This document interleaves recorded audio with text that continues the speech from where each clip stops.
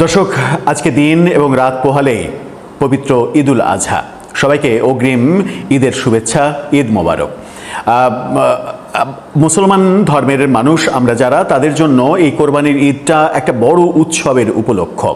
এই গরু কোরবানি দেয়া, খাসি কোরবানি দেয়া, দুম্বা, উট, যে যার সামর্থ্য আছে আমরা ঠিকই সেটা দিই। এই দিনটিকে নিয়ে উৎসব যেমন রয়েছে, তেমনি এবারের ঈদ যেমন বর্ষা মৌসুমে, তেমনি উদ্বেগও রয়েছে। সেই উদ্বেগ নিয়ে কথা বলবো। ঈদের দিনটা কেমন যাবে, আবহাওয়া কি বলছে, আবহাওয়ার খবর কি বলছে। রোজার ঈদে হলে ঈদের নামাজ পড়ার পরে আর তেমন কোনো কর্মকাণ্ড থাকে না, যেটা একেবারে করতেই হবে। কিন্তু কোরবানির ঈদে কোরবানি পর্বটা অনেক বড় কর্ম এবং সেটা পুরোটাই আউটডোর কেন্দ্রিক। খোলা আকাশের নিচে করতে হয়। খোলা আকাশের নিচে যখন করতে হয় তখন কিন্তু বৃষ্টিটা একটা বড় ফ্যাক্ট, সাথে রয়েছে ঝড়, বজ্রপাত, অনেক কিছু। আবহাওয়া অফিস তারা কি বলছে, ঈদের দিনে আবহাওয়া কি ঠিক থাকবে, ভালো থাকবে? দেশের অন্যান্য জায়গার অবস্থা খুব খারাপ না হলেও ঢাকার জন্য বোধহয় খুব একটা ভালো খবর নেই। চলুন ঈদের আগে আজকে রাজনীতির আলাপটা বাদ দিয়ে একটু এই জরুরি ব্যাপারটা জেনে রাখার চেষ্টা করি। আবহাওয়াটা কেমন থাকবে, কোথায়, যেটা জেনে রাখলে আপনার ঈদের প্রস্তুতি, আগাম প্রস্তুতি, কোরবানি করার আগাম প্রস্তুতি যেন শেডের নিচে করতে পারেন, কিংবা সেখানে একটা কোনো কিছু টাঙিয়ে নিতে পারেন, বৃষ্টির পানিতে যেন ভিজতে না হয়, সেই ব্যাপারগুলো আপনি আগে থেকেই সচেতন হতে পারবেন। সেই কথাটাই ছোট্ট করে বলবো এই ভিডিওতে। থাকবেন পলিটিক্স টিভির নিয়মিত। দিনটা কেমন যাবে, আবহাওয়া নিয়ে উদ্বেগ রয়েছে এবং উদ্বেগের কথা আবহাওয়া অফিস জানাচ্ছেও। বাংলাদেশের আবহাওয়া অফিস আগের চাইতে অনেক বেশি স্মার্ট হয়েছে। তারা আগে যদি বলতো যে বৃষ্টি হবে, তাহলে জীবনেও বৃষ্টি হতো না। আগে যদি বলতো বৃষ্টি হবে না, তাহলে ঝমঝম করে বৃষ্টি হতো, ঝড় সহ সব কিছু হতো। একমাত্র বাংলাদেশের আবহাওয়া অফিস যেটা বলতো সেটা হতো না। মানে এরকম একটা টেন্ডেন্সি তৈরি হয়েছিল, ট্র্যাডিশনই তৈরি হয়েছিল যে আবহাওয়া অফিস কি বলছে আগে সেটা জেনে দেখ। যদি বলছে বৃষ্টি হয়েছে হবে, তাহলে ধরে নে যে বৃষ্টি হবে না। যদি বলছে যে বৃষ্টি হবে না, তাহলে ধরে নে যে বৃষ্টি হবে। কিন্তু এখন অনেক উন্নত হয়েছে, এখন তারা মোটামুটি মোটা দাগে ঠিকঠাক বলতে পারে। আবার সাথে যেটা যুক্ত হয়েছে, বাংলাদেশের আবহাওয়া অফিসের উপরে অনেক সময়ই নির্ভর করাই লাগে না। আমাদের জন্য গুগল মামা খুবই সহায়ক ভূমিকা পালন করেন। গুগল ঘাটলেই, আপনার মোবাইল ফোন ঘাটলেই আপনি খুব সহজেই আপনার এলাকার আবহাওয়ার পূর্বাভাস, একটা আনুমানিক চিত্র পেতে পারেন, যেটা সম্ভাব্যতা অন্তত 70% যেটা বলবে সেই সম্ভাব্যতা রয়েছে। ডেইলি স্টার এটা নিয়ে একটা প্রতিবেদন করেছে। ডেইলি স্টার যেহেতু বাংলাদেশের অন্যতম নির্ভরযোগ্য গণমাধ্যম, তাদের শিরোনামটা দেখে নিন। তারা বলছে ঈদুল আজহার দিন বাংলাদেশের আবহাওয়া কেমন থাকবে। সেখানেই বলা হচ্ছে, রাজধানী ঢাকা সহ বাংলাদেশের বিভিন্ন অঞ্চলে গত কয়েকদিন ধরে হালকা থেকে মাঝারি কিংবা কখনো ভারী বৃষ্টিপাত হচ্ছে। সোমবার দুপুরের দিকে ঢাকায় ভারী বৃষ্টিপাতে নগরীর বিভিন্ন এলাকা একেবারে ডুবে গেছে। এরই মাঝে ঈদুল আজহা উপলক্ষে সরকারি ছুটিও শুরু হয়েছে। সবাই ঈদ যাত্রা করছে এবং এই ঈদ যাত্রাতেও মানুষকে ভিজতে হয়েছে, সেই ব্যাপারটাও আমরা দেখেছি। কোরবানির দিনকে সামনে রেখে রাজধানী ঢাকা সহ বিভিন্ন স্থানে পশুর হাট চলছে, এই ব্যাপারগুলো রয়েছে। আবহাওয়া অধিদপ্তর পরবর্তী 5 দিনের যে পূর্বাভাস দিয়েছে, সেই পূর্বাভাসে আমরা যেটা জানতে পাচ্ছি সেটা হচ্ছে যে ঈদের দ্বিতীয় দিন পর্যন্ত, ঈদের দিন সম্পর্কে তারা বলছে, ঈদের দিন দেশের বিভিন্ন অঞ্চলে অস্থায়ী দমকা হাওয়া ও বজ্রসহ বৃষ্টির সম্ভাবনা রয়েছে। বিভিন্ন অঞ্চলে, তার মানে সারা দেশে এটা হওয়ার সম্ভাবনা নেই। এই কোন অঞ্চল, কোন কোন অঞ্চলে এই বৃষ্টিটা হতে পারে, আপনারা যারা এই অঞ্চলের মানুষ, এই অঞ্চলগুলো যেগুলোর মধ্যে আমি নিজেও পড়ি, তার মধ্যে রয়েছে ঢাকা। ঢাকায় সব থেকে বেশি বৃষ্টিপাতের সম্ভাবনা রয়েছে। রয়েছে চট্টগ্রাম, বরিশাল, খুলনা এবং রাজশাহী বিভাগের অনেক জায়গায় হালকা ও মাঝারি ধরনের বৃষ্টির পূর্বাভাস দিয়েছে আবহাওয়া অধিদপ্তর। আবহাওয়াবিদ আব্দুল কালাম মল্লিক বিবিসিকে নিশ্চিত করেছেন, মে মাসে বজ্র ঝড় ও শিলাবৃষ্টির মাস মে মাস। এই মাসের গভীর সঞ্চালনশীল মেঘমালা তৈরি হয় এই মাসে। এই মেঘমালা তৈরি হলে অনেক সময় অল্প সময়ের মধ্যেই ভারী বৃষ্টিপাত হয়। ঈদের দিন ঢাকাসহ সারা দেশের বিভিন্ন বিভাগে বৃষ্টিপাতের পূর্বাভাস দিয়েছে আবহাওয়া অধিদপ্তর, তেমনি তার আগের 2 দিনও অর্থাৎ গতকালকেও দেশের বিভিন্ন জায়গায় বৃষ্টি হয়েছে, আজকেও বৃষ্টির সম্ভাবনা রয়েছে বলে বলছে, যাতে করে ভোগান্তি, পশুর হাটে ভোগান্তি বাড়তে পারে এরকমটাও বলা হচ্ছে। আমরা মানে গত 2 দিনের ঢাকার আবহাওয়াটাও খুব একটা ভালো দেখিনি, এতে করে কিন্তু পশুর হাটে এক ধরনের দুর্যোগ নেমে আসতে দেখেছি। তবে এটা মানে এত বেশি আশঙ্কা করার কিছু নেই। আবহাওয়া অধিদপ্তর এরকম কোনো কিছু বলেনি যে কনফার্ম একটা মুষলধারে বৃষ্টি হবে। বৃষ্টির সম্ভাবনা রয়েছে, আপনারা হালকা প্রস্তুতি নিয়ে রাখতে পারেন, যেন মানে সামান্য হয়তো 10-15 মিনিট, আধা ঘন্টার যদি বৃষ্টি হয়, সেই সময়টা ঢেকে ঢেকে রেখে বৃষ্টিটা থামলে পরবর্তীতে যেন কাজটা করতে পারেন, এই প্রিপারেশনটা যেন থাকে, তাহলেই বোধহয় একটা সেফটি ফ্যাক্ট কাজ করবে। তবে আমরা প্রত্যাশা করব আমাদের প্ল্যাটফর্ম থেকে যে ঈদের দিনটা অন্তত কোরবানির পর্ব যতক্ষণ পর্যন্ত চলে, বিকেল পর্যন্ত বৃষ্টির ভোগান্তি মহান সৃষ্টিকর্তা আমাদেরকে দেবেন না। আমরা যেন সবাই খুবই উৎসবমুখর পরিবেশে কোরবানির কর্মকাণ্ড করি। তবে অবশ্যই যেটা মাথায় রাখতে হবে সেটা হচ্ছে যে কোরবানির ওই ভুঁড়ি থেকে বের হওয়া মাল মশলাগুলো যেখানে সেখানে আমরা ফেলবো না, গরুর রক্তগুলো যেখানে সেখানে ফেলে দেব না। ঢাকাতে এই প্রবলেমটা সব থেকে বেশি হয়, কারণ ঢাকার কোরবানিগুলো বেশিরভাগই রাস্তাতে হয়, রাস্তাতে এলোমেলোভাবে যার যা ইচ্ছা যেখানে যা ইচ্ছা ফেলে রাখে, যার কারণে ঈদের পরে ঢাকার পরিবেশটা গরুর গোবরের গন্ধের মতো পরিবেশ হয়ে যায়। সেই ব্যাপারে আমরা সচেতন থাকবো, সেই শুভ প্রত্যাশায় আবারও ঈদ মোবারক আপনাদের। ভালো থাকবেন। আসসালামু আলাইকুম রহমতুল্লাহি ওয়া বারাকাতুহু। সম্মানিত দর্শক, দেশের একটি নামকরা অনলাইন পোর্টালের একটি খবর, যে খবরটি আবার অসংখ্যবার হাজার হাজার বার ফেসবুক এবং অন্যান্য সামাজিক মাধ্যমে ব্যাপকভাবে শেয়ার হয়েছে। খবরটা হলো আওয়ামী লীগের 3 জন গুরুত্বপূর্ণ নেতা, জনাব সালমান এফ রহমান, তারপর জনাব ফজলে নূর তাপস আর জনাব সাইদ খোকন, তাদের 3 জনের বাড়ি এই শেখ হাসিনা সরকার পতনের পর মারাত্মকভাবে ক্ষতিগ্রস্ত হয়েছে, ভাঙচুর হয়েছে, তারপর অনেকটা বলতে গেলে পরিত্যক্ত হয়েছে। খবর যেটা বের হয়েছে সেটা হলো এই 3টি বাড়ি, যে বাড়িগুলো রাজধানীর অভিজাত এলাকা গুলশানে, 3টি বাড়িতে মেরামত চলছে।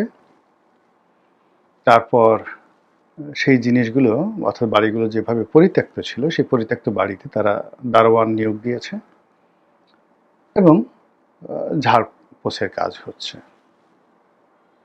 এই দৃশ্য দেখে অনেকে বলার চেষ্টা করছেন যে হঠাৎ করে আওয়ামী লীগের এরকম শীর্ষ 3 জন যে নেতা, তারা কেন তাদের বাড়ি মেরামত করাচ্ছেন?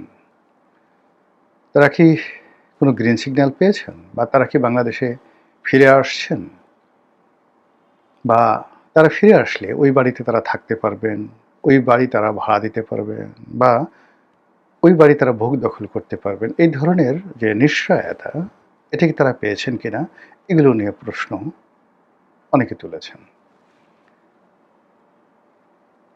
এই খবরটি দেখার পরে আমি খোঁজ খবর নিলাম অন্যান্য বিষয়, যে এই 3 জন তো আছে, এর বাইরে জেলা পর্যায়ের কিংবা ধরুন উপজেলা পর্যায়ের অনেক নেতাকর্মী, যাদের বাড়িঘর, হাজার হাজার বাড়িঘর এভাবে ভাঙচুর হয়েছে আংশিকভাবে, পরিপূর্ণভাবে। আমরা হয়তো পেপার পত্রিকায় দেখেছি অল্প কয়েকজন, মাশরাফির বাড়ি, মাশরাফি বিন মুর্তজার বাড়ি আগুন লেগেছে, সেটা দেখেছি। তারপরে চট্টগ্রামে মুহিবুল হাসানের বাড়ি ভাঙচুর হয়েছে, সেটা দেখেছি, যাদেরটা দেখেছি।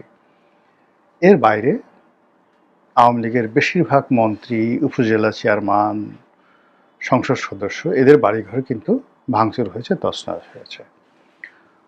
অবাক করার বিষয় হলো যে প্রায় সবার বাড়ি ইতিমধ্যে মেরামত করা হয়ে গেছে এবং সেগুলো ব্যবহার উপযোগী হয়ে পড়েছে।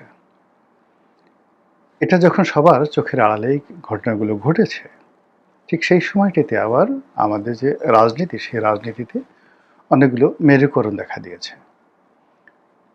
প্রথম থেকে শুরু করি, একেবারে টপ, সেটা হলো শেখ হাসিনা ফিরে আসবেন। শেখ হাসিনা ফিরে আসবেন। আবার কবে আসবেন? আগস্ট মাসের মধ্যে আসবেন। কেউ বলছেন 6 মাসের মধ্যে আসবেন, কেউ বলছেন ট্রাভেল পাস নিয়ে আসবেন। উনি অবশ্য বলেছেন যে আমি আসবো, আমার জন্য প্লেন পাঠিয়ে দিন। এটা আমি শুনেছি নিজ কানে, ওনার একটা অডিও, যদি সেটা এআই নির্ভর না হয়। এরপরে অন্যান্য যে সকল নেতা, যেমন বাহাউদ্দিন নাসিম, জাহাঙ্গীর কবির নানক থেকে শুরু করে যে সকল ওনার কাছাকাছি নেতৃবৃন্দ রয়েছেন, একমাত্র ওয়াদুল কাদের সাহেব ছাড়া গত এক সপ্তাহে প্রায় সবাই তারা তাদের যে ভিডিও ফুটেজ আছে সেখানে তারা বাণী দিয়েছেন, বক্তব্য দিয়েছেন যে আমরা আসছি। নেতাকর্মীদেরকে চাঙ্গা করার কথা বলছেন, তাদেরকে ঐক্যবদ্ধ হওয়ার কথা বলছেন এবং তাদেরকে বলছেন মানসিকভাবে প্রস্তুত থাকার জন্য যে কোনো সময় তারা আসবে। আওয়ামী লীগের যে সকল স্টার পলিটিশিয়ান আছেন, যারা মাসলম্যান হিসেবে পরিচিত, তারা ইতিমধ্যে, আমি কারো নাম বললাম না, এর কারণ হলো অনেকেই এখন এমন অবস্থা হয়ে গেছে যে কারো নাম বললে তারা খুশি হয় যে আমার নাম বলেছেন। তো আমি হয়তো দুজনের নাম বললাম, তিনজন, তৃতীয় ব্যক্তি তিনি হয়তো মনে মনে চিন্তা করলেন যে কেন আমার নাম বলা হলো না, আমি কি কোনো অংশে কম, আমার কি পেশি শক্তি নেই? তো এই অর্থে আমি বললাম যে যাদের যাদের মাসেল পাওয়ার আছে সারা বাংলাদেশে, আওয়ামী লীগের জাতীয়ভাবে যাদেরকে চেনেন, এরকম লোকজনের নামে তারা নিজেরা অথবা তাদের নামে নানা রকম ফটো কাটছিয়ে দেওয়া হচ্ছে। নেত্রীর নির্দেশ পাওয়া পর্যন্ত বা নির্দেশ দেওয়ার সঙ্গে সঙ্গে তোমরা সবাই এয়ারপোর্টে হাজির হবা। এই গেল 3 নম্বর, মানে শেখ হাসিনার বক্তব্য, তার যারা পলিটিক্যাল উইংস রয়েছেন বা তার যে সকল পলিটিক্যাল কিচেন ক্যাবিনেটের সদস্য রয়েছেন তারা, এবং তার দলে যারা মাসেলম্যান রয়েছেন, এর মধ্যে আপনারা সবাই নাম বলে এক নামের চিনবেন, এভরিবডি, তারা কিন্তু অনেকে ভিডিওতে এসে কথা বলেছেন, তাদের নেতাকর্মীরা তাদের নামে যে পেজ চালান সেই পেজ থেকে তাদেরকে তারা যে বাণী দিয়েছেন সেখানে এই বক্তব্য যে আপনারা রেডি থাকেন, আমরা শক্তি প্রয়োগ করে রাজপথে নামব। 4 নম্বর ঘটনা হলো যে ছাত্রলীগ এই সময়টাতে একের পর এক কমিটি দিয়ে যাচ্ছে, অনেকটা জামাতের মতো করে। তারা কমিটি পুনর্গঠিত করছে, নতুন নতুন কমিটি দিচ্ছে, এবং সেই সকল কমিটির কারা সভাপতি সেক্রেটারি হলেন সেটা আবার ইন্টারনেটে চলে আসছে এবং আমরা সেটা দেখতে পাচ্ছি। সরকার নাকে তেল দিয়ে ঘুমাচ্ছেন, অথবা সরকার is not in a position, মানে এখানে সরকারের কোনো ক্ষমতাই নাই যে এই জায়গাগুলোতে তারা একটু খোঁচা মারবেন। গেল ছাত্রলীগের ঘটনা। এর বাইরে যারা পত্রপত্রিকা আছেন, টকশোতে আছেন, আমাদের মতো লোকজন যারা যাচ্ছেন, এই লোকজন সহ যারা ধরেন আমলা, কামলা, কূটনীতিবিদ, জেনারেল, মোরাললেস মিডিয়ার সঙ্গে যাদের সম্পৃক্ততা রয়েছে, গত 2 মাস ধরে প্রায় সবাই আওয়ামী লীগ ফিরে আসবে, আওয়ামী লীগকে নিষিদ্ধ করা ঠিক হয়নি, এবং শেখ হাসিনার গুণগান করে তারা সবাই বক্তব্য দিচ্ছেন। এবং এখন এমন একটা অবস্থা হয়ে গেছে, অদ্ভুত ঘটনা, যে সরকারের বয়স 100 দিনও হয়নি, এরই মধ্যে সালাউদ্দিন সাহেবকে একটা গালি না দিলে, তারেক রহমান সাহেবকে একটা গালি না দিলে, বিএনপিকে চাঁদাবাজ না বললে কেউ আপনার কথা শুনবে না। ইভেন আপনি যদি তাদেরকে জান্নাতের টিকিটও দেন, তাদেরকে পোলাও কুরমা খাওয়ান, তাদেরকে যদি 1 বস্তা টাকা দেন, তবুও কোনো লোক আপনার প্রতি মনোযোগী হবে না যতক্ষণ না পর্যন্ত আপনি এই বিএনপির যে সমস্ত লোকজন রয়েছেন, পাওয়ারফুল যারা লোকজন রয়েছেন, তাদেরকে 2-4টা গালি না দিবেন, নেতিবাচক কথা না বলবেন। ফলে অন্তত জনগণের সাথে সম্পর্ক রাখার জন্যে, জনগণের দৃষ্টি আকর্ষণ করার জন্য আমাদের রাজনৈতিক নেতৃবৃন্দ, আমাদের যারা সামাজিক বক্তা, ধর্মীয় বক্তা, যারা সোশ্যাল ইনফ্লুয়েন্সার হিসেবে পরিচিত, তারা সবাই এখন সরকারের নিষ্ঠুর এবং নির্মম সমালোচনা শুরু করেছেন ইন এ পজিটিভ সেন্স, যেটা সরকারের যারা লোকজন তাদের রীতিমতো মাথা ব্যথার কারণ হয়ে পড়েছে। সরকারের তথ্যমন্ত্রী, সরকারের স্বরাষ্ট্রমন্ত্রী, তারা বলার চেষ্টা করছেন যে বাক স্বাধীনতা মানেই কাউকে নিষ্ঠুরভাবে আক্রমণ করা নয়।